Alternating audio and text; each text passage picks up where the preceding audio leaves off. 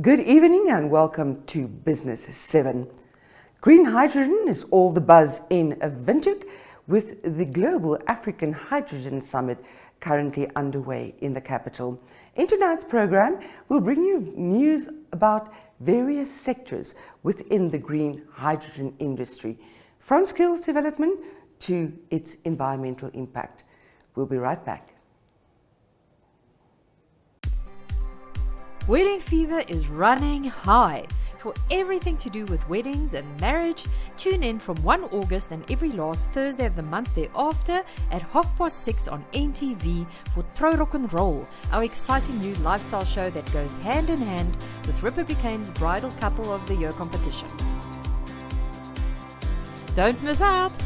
Proudly sponsored by enjoy.my.na and NAMDEA. Last week, Namibia's Green Hydrogen Commissioner James Nupe held a press conference with a panel of experts to bring the Namibian media up to speed with progress on a green hydrogen. Jemima Bekes filed this report.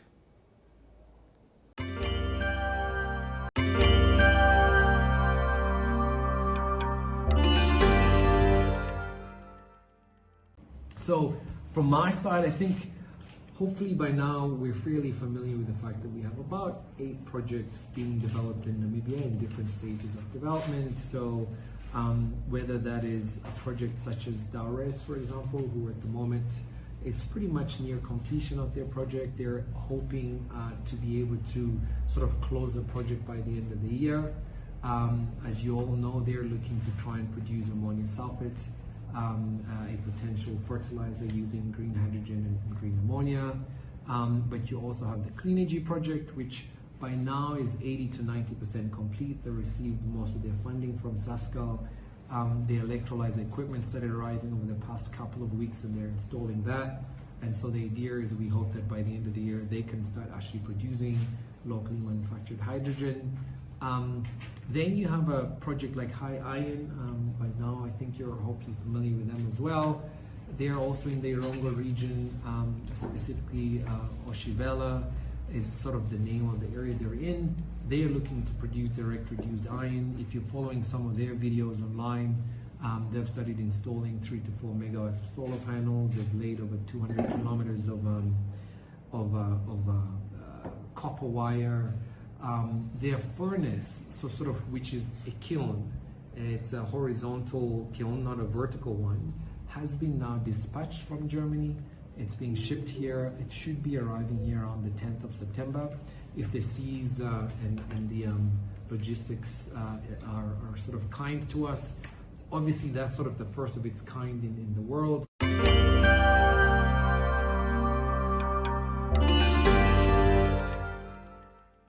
In terms of research, indications are that the new green hydrogen and derivative sector and also green industrialization is likely to produce in excess of around 250,000 jobs by 2040. And as you can imagine, that would require us to ensure that we train our Namibians to be able to take advantage of this opportunity. Now, in this regard, we've actually been working with quite a number of local key stakeholders, such as the Namibia Training Authority, the Namibia Qualifications Authority, the Ministry of Higher Education, Training and Innovation, as well as other institutions or bodies within the skills development, education and research sphere, to come up with a comprehensive skills development strategy and plan for green hydrogen and its derivatives. And essentially what that plan and strategy will do is highlight the skills that we need to actually focus on, as well as the quantities that we actually would need for this new sector. To be able to finalize or put together this strategy and plan, we are looking to establish a body that has representation from all these key stakeholders. We're referring to it as the National Task Force on Skills Development, Education and Research. Will obviously be the Secretariat is the Namibia Green Hydrogen Program, and then all of these key representatives will then form part and parcel of that task force. And what I also want to highlight is that in terms of research, I think there is this myth that the green skills that are going to be needed are very specialized. But what is coming out from the research that has been done internationally and locally, we've also had research done by GIZ, you'll actually find that the kinds of skills that are required are skills such as solar panel installers, wind turbine technicians, health and safety personnel. We will also require welders, electricians, truck drivers, heavy equipment manufacturers, bricklayers, plumbers, and pipe fitters.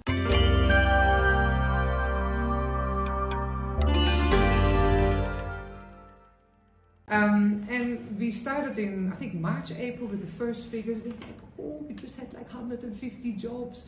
And now we're sitting already with the tracker at around 400, more than 400 jobs. We also got figures around SME development or SME contribution to the projects. That's sitting at around 170 million, and we do that on a monthly basis. And it's becoming like a nice little routine. In the beginning, the projects were asking, why do you need all this information? But we now have established this routine. And that is on a very kind of a project level. At the same time, we're looking at what they call the social accounting matrix in Namibia. That's basically it's not a Pandora's box, but it is like the different sectors, how do they interrelate?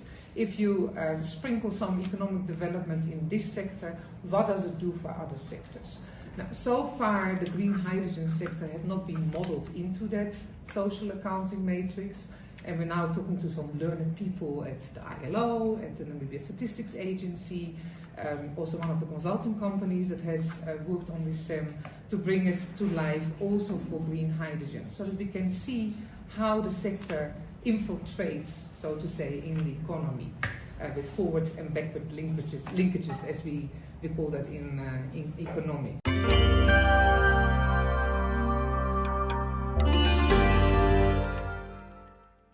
Environmental issues are continuously evolving.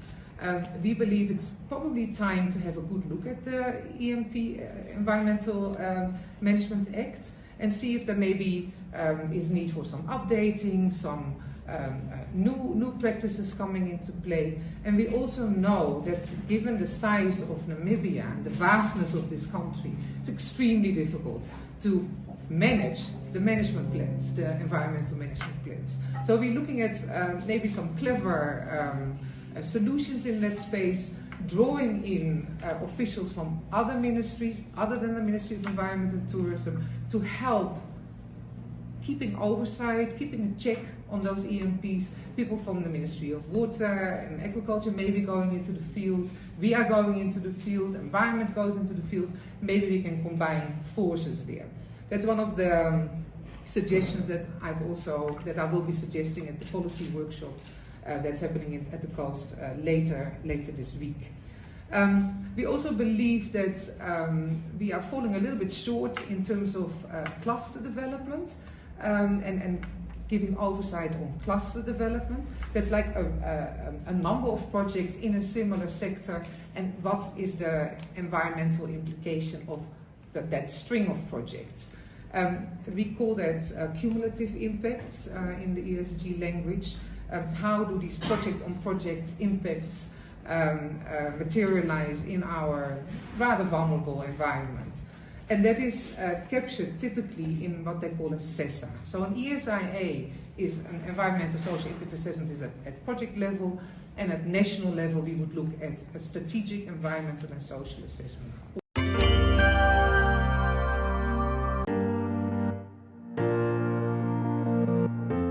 Irango Med is a leading distributor, working in partnership with NewMed and WestMed to meet the comprehensive needs of the Namibian healthcare sector. As a partner pursuing sustainable global healthcare, we offer industry-leading medical solutions through our key focus areas, which include pharmaceuticals, orthopedics, ophthalmology, surgical devices and capital equipment, as well as a well-established scientific laboratory division.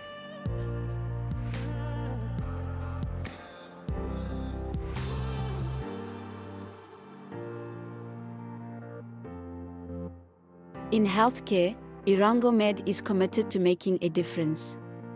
What about you?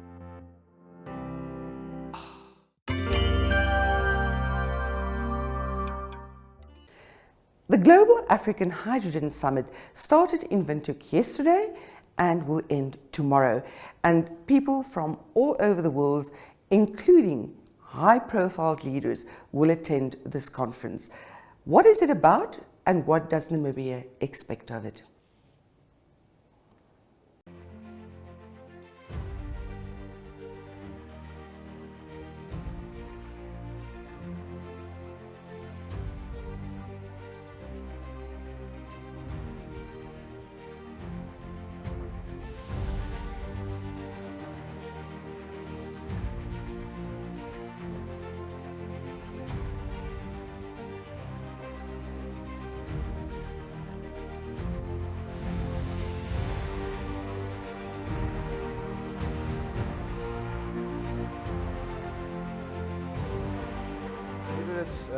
It's predominantly been a fishing and mining town, and with all these new industries that's on its way, we keep referring to it as the third revolution.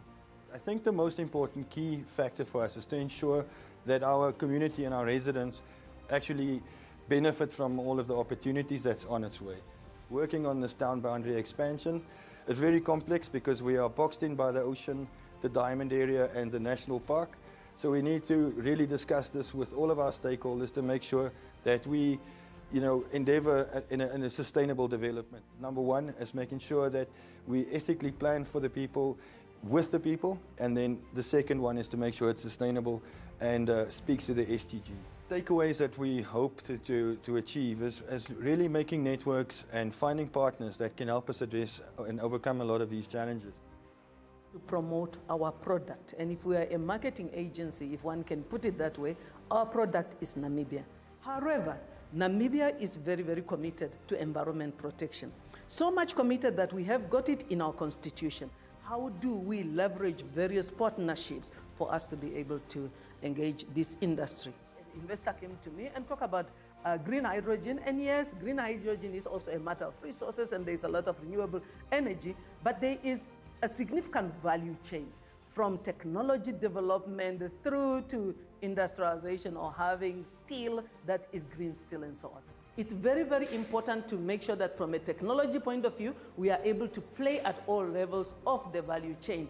So strategic relationships, increase in research and development, making sure that we have got skills that are necessary to achieve our value.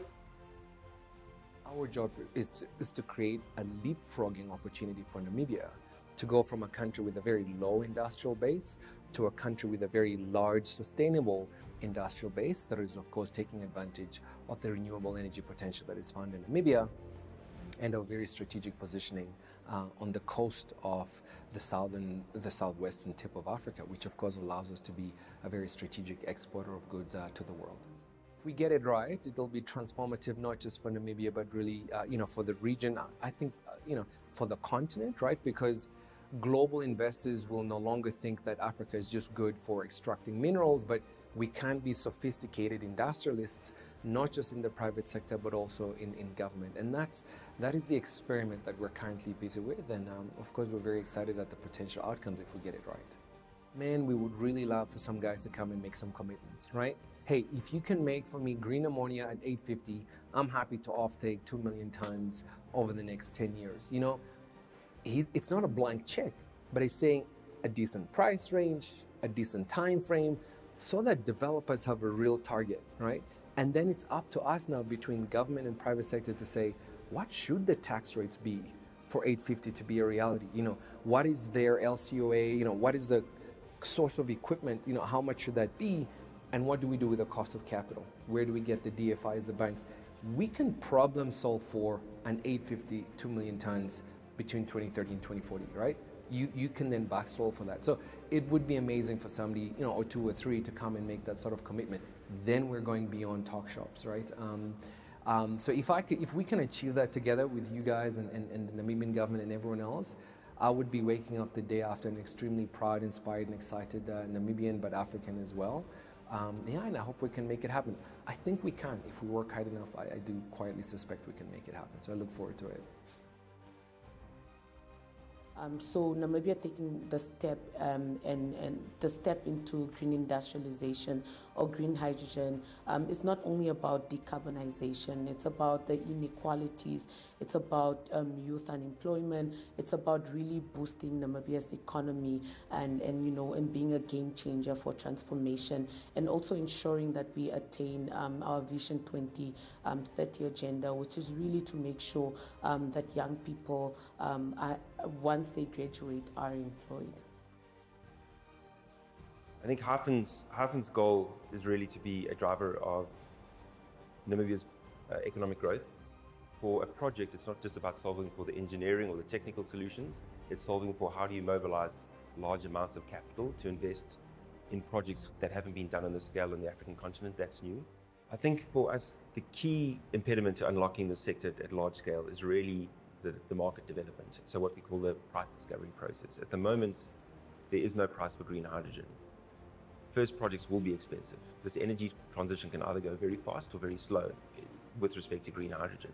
So I think we can either build small projects and have a very long transition for green hydrogen to reach maturity for the cost curve to come down, or we can compress that very quickly by having a few very large projects coming to the market very quickly. So trust is critical. As countries look to import green hydrogen, they're going to be committing billions of dollars of funding into projects. So trust between a producer country and a receiving country are critical.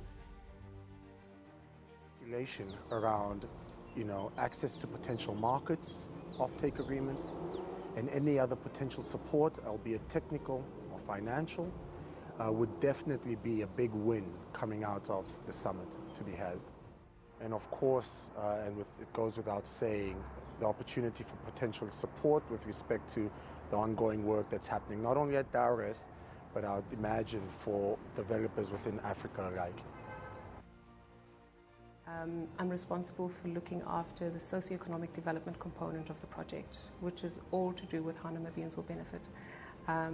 So yeah, that's the driver. Okay. What Namibia's business case is, right?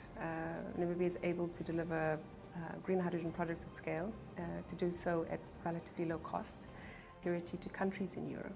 I think when we talk about the energy transition and my function, and what it means for Namibia, and what really gets us excited is the absolute mega potential for economic development that the project has.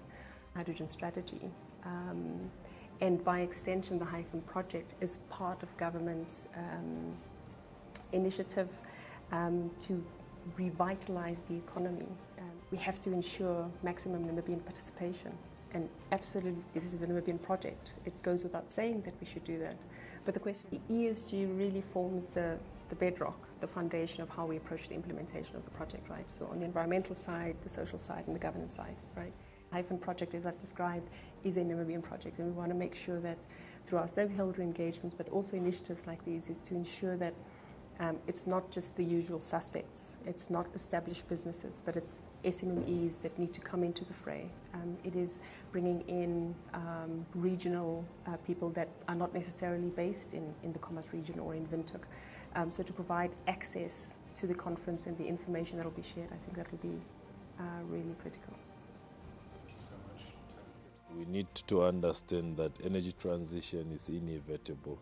And this is our collective efforts to make sure that we really embrace the energy transition. My role is to make sure that whatever development plans that comes up, they consider safe environmental measures. Carbon credit market is very, very huge. And we want to see how is it that we can tap much into that. We have come to a point where we need to start talking less and actually putting what we are talking into action. What inspires me is the promise of a better tomorrow for Namibia's children, especially those in the smaller communities which are less privileged than the central part. In countries in Africa, people are usually left out just because of information. So if we can start with information, I think that'll have a big impact on the future of this industry. With information, you can get creative. And then you can also think of what you want your future to look like. If you don't have information, you're left in the dark. So information is basically the light. That is going to be the highlight for us to also get inspired by the different companies and delegates and speakers that will be attending. I think it will really give us inspiration to actually be hopeful about the hydrogen initiatives in this country. So I basically want to present myself and show the youth that it is possible. You don't have to be 50 years old to be involved in this industry. You could be a person from my background, like from a media background, and still be involved in such initiatives as a youth, because as I keep advocating, we need to be involved now so that we can fix problems for tomorrow. Participation in this event is crucial for unlocking Namibia's green hydrogen potential. So it's very important that we attend this event, learn from others. We don't have to go through the same mistakes twice. We can learn from others, skills transfer, knowledge transfer. This is key. This event is key for us to actually unlock our green hydrogen potential.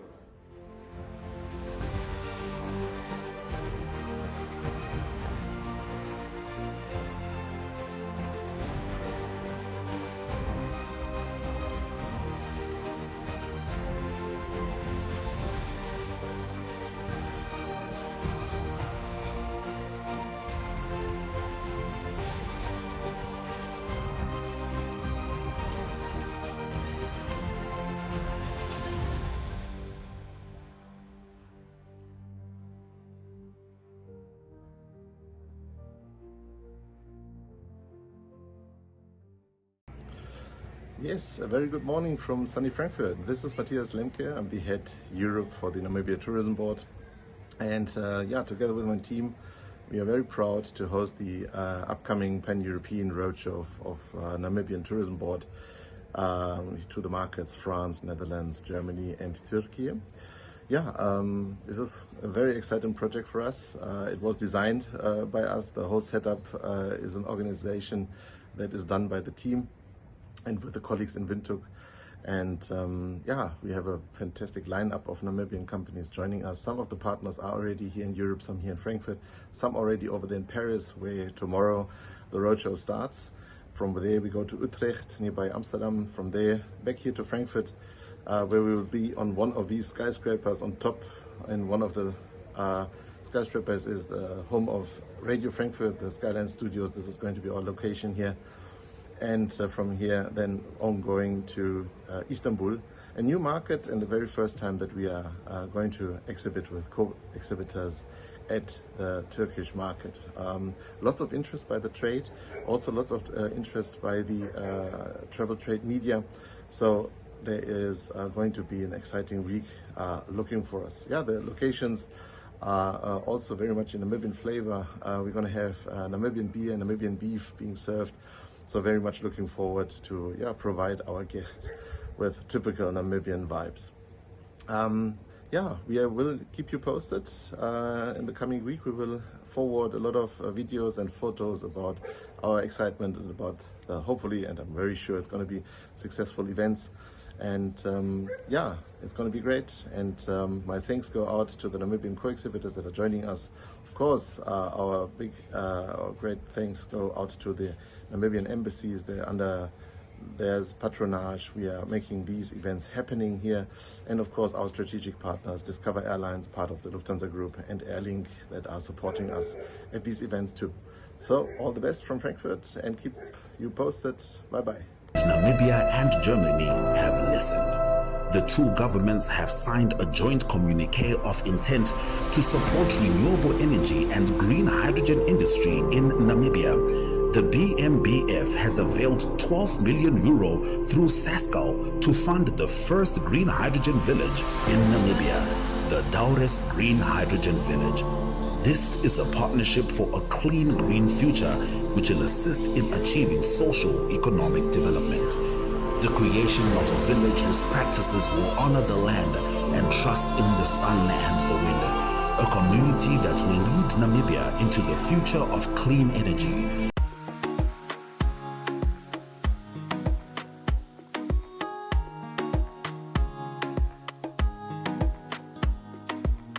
We are nearing the completion of construction here on site. In the background you see our camping base. We have 10 camping units, and the purpose of these camping units is to house students, students who want to conduct research at the Dowris Green. You can see our Eco Lodge. The Eco Lodge is the accommodation component for dignitaries and stakeholders who want to stay on site, also for tourists. You can see these are of course also equipped with solar boilers, all powered by renewable energies. We have 12 units. This greenhouse is 1 hectare in size. We will grow horticultural produce inside this greenhouse. It also has a water reticulation system. This is a system where you can recycle irrigation water and save up to 30% of the irrigation water which is used inside this greenhouse. This solar plant here is already commissioned and already running. So from today on, we are 100% running on renewable energy. In the background, you see our training center as well as our lab. We have 3 smaller research turbines at a height of 12 meter, producing around 1.1 kV each. So we have 12 houses equipped with 2 bedrooms, a bathroom, a kitchen area, and then a terrace with a braai area.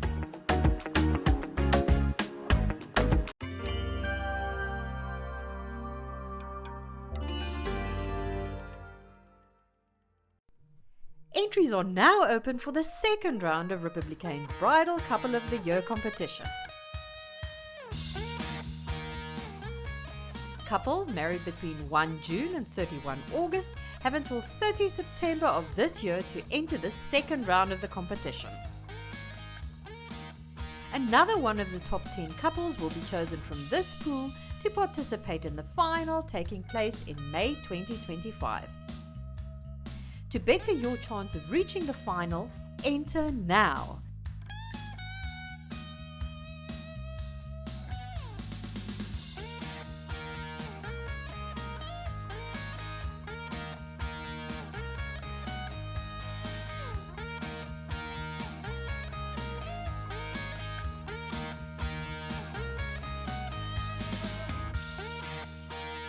To enter, simply WhatsApp #bridal2025 to 085 785 6231 and follow the on-screen instructions or scan this QR code.